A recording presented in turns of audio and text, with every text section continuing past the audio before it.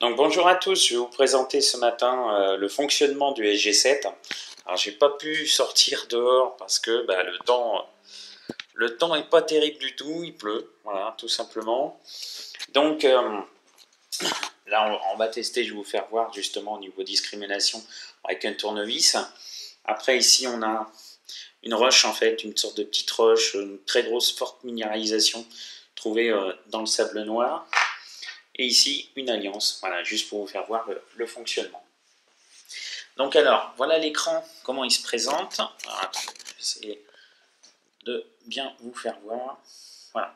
Donc en fait, on a ici en haut B. B représente la batterie, donc la tension de la batterie, marquée en volts. Donc là, il y a 11 volts. En dessous, C, c'est coil, donc en anglais, ça veut dire le disque. Et il y a indiqué en dessous le voltage qui est dans le disque. Voilà. En dessous, on a S, qui est ici, S33, qui est en fait la sensibilité. Donc là, c'est un détecteur en fait qui est le fonctionnement, en fait, le programme a été créé par des Russes, en fait, et le fabricant pirate le réutilise et donc l'a modifié pour en faire un multifréquence, en fait. Voilà comment c'est la réalité.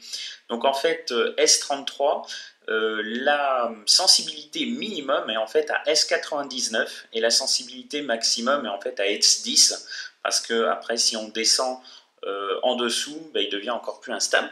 Donc je vais vous faire voir, alors je ne vais pas utiliser les touches ici parce que moi j'ai installé un petit joystick, comme ça vous pourrez voir plus facilement. Mais ici donc on a la petite touche pour augmenter la sensibilité, et là elle a diminué. Donc quand on augmente la sensibilité, alors là je bouge, il n'y a rien de calé, c'est pour ça que ça fait des petits bip bip. Quand on l'augmente, on diminue le chiffre. Voilà. Et quand on la baisse, on baisse le chiffre. Enfin on augmente le chiffre, pardon. Autant pour moi. Donc après, ici en dessous, cette barre-là qui s'allume. Donc je vais vous la faire voir quand elle s'allume. Voilà, là c'est avec mon alliance. Donc ici, c'est la force des non ferreux, en fait. Donc, je vais essayer de changer de main pour vous faire voir, c'est pas facile.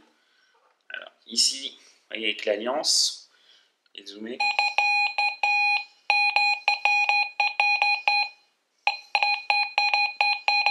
Donc ça, c'est la force des non ferreux, en fait. Et quand c'est les ferreux, donc là j'ai utilisé la roche, vous voyez, on voit bien la barre qui est en dessous. Cette barre qui est en dessous, en fait, c'est la force des ferreux. Et donc on a aussi l'indice, forcément, qui est négatif. Quand on met une bonne cible,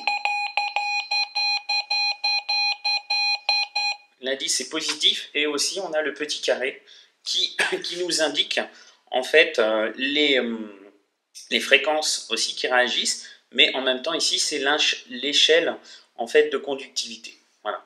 Donc en fait ici c'est trois petits carrés qui sont fermés. C'est un peu le principe un peu du Garrett aussi. C'est-à-dire que si on les ouvre, ici en dessous, on passe dans les ferreux. Voilà. Donc là, on va voir, notamment avec le tournevis classique, on connaît tous.